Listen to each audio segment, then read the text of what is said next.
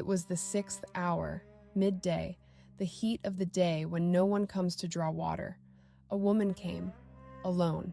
She came at the wrong hour in the wrong place and found a Jewish man sitting at the well, which was already impossible, because Jews and Samaritans did not speak to each other.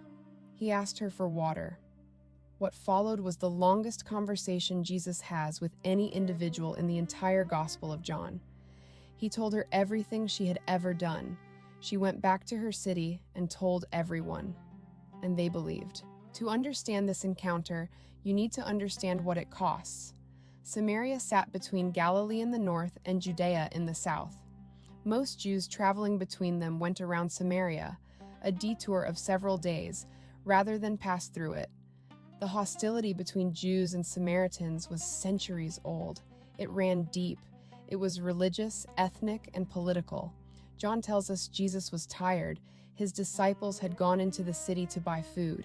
He sat down at the well, and a Samaritan woman came to draw water.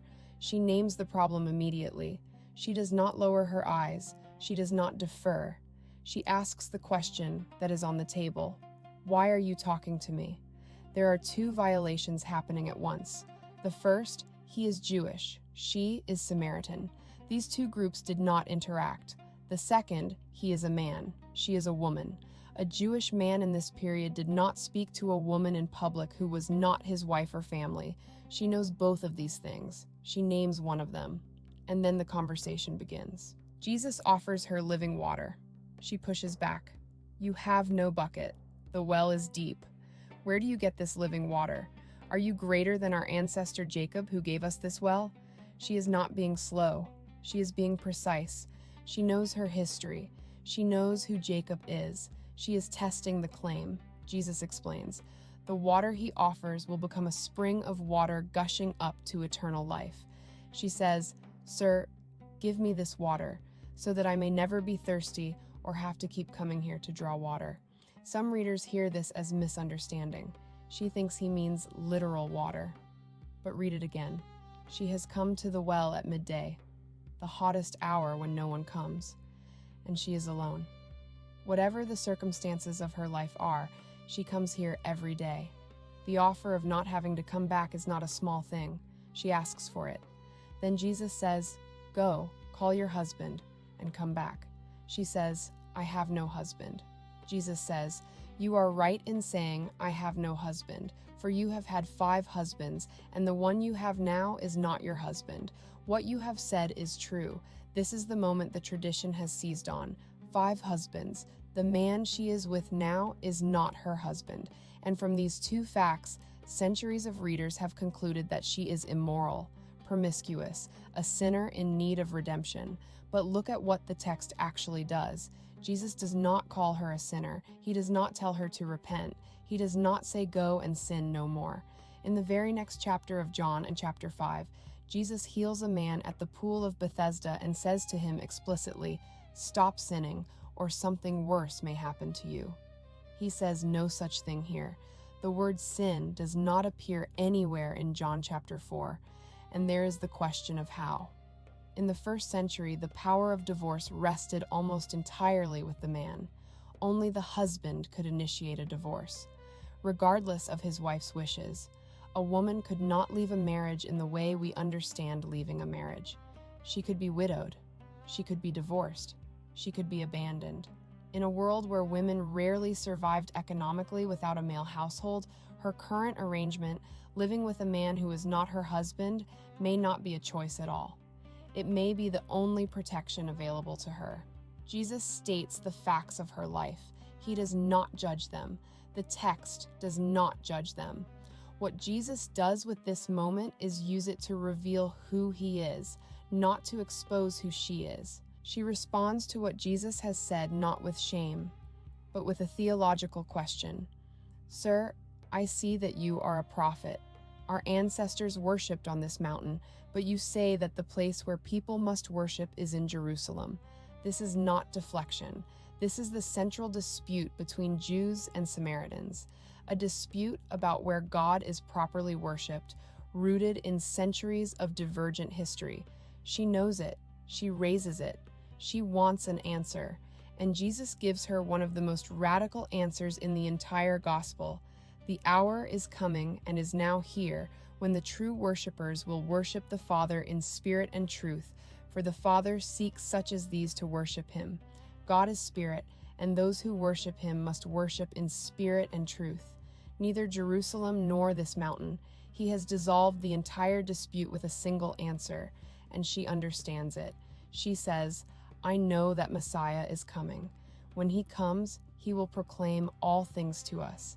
And then Jesus says something he has said to no one else in John's gospel. Not to Nicodemus, not to his disciples, not to the religious leaders in Jerusalem. He says, I am he, the one who is speaking to you. The first explicit declaration of his identity in the Gospel of John, given to a Samaritan woman at a well at midday.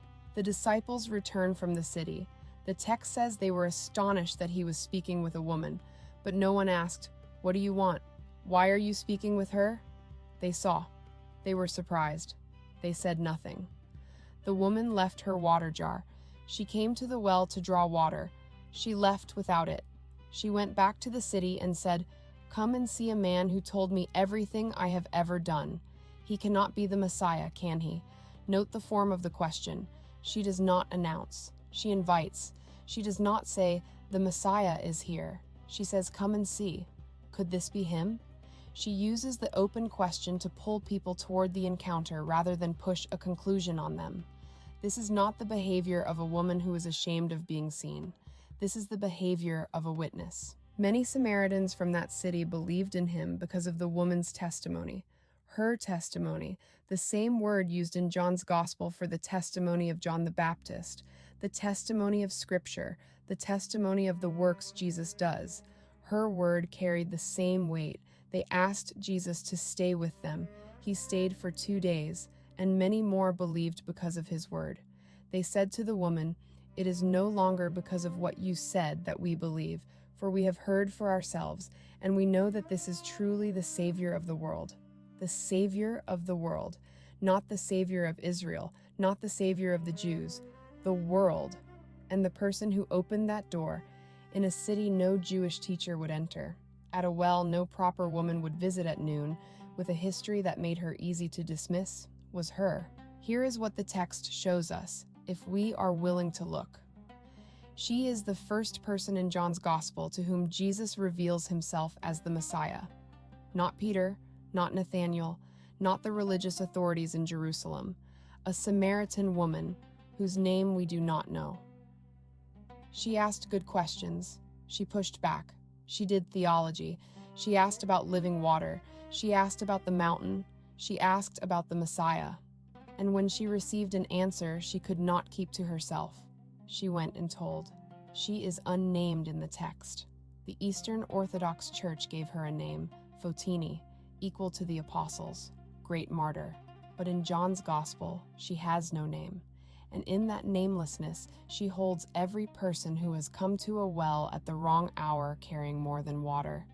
The tradition that reduced her to a woman with 5 husbands missed everything the text was doing. It took the most theologically rich conversation in the Gospel of John, a conversation about living water, about true worship, about the identity of the Messiah, and made it about her past. Jesus did not make it about her past. He made it about who he was, and she understood.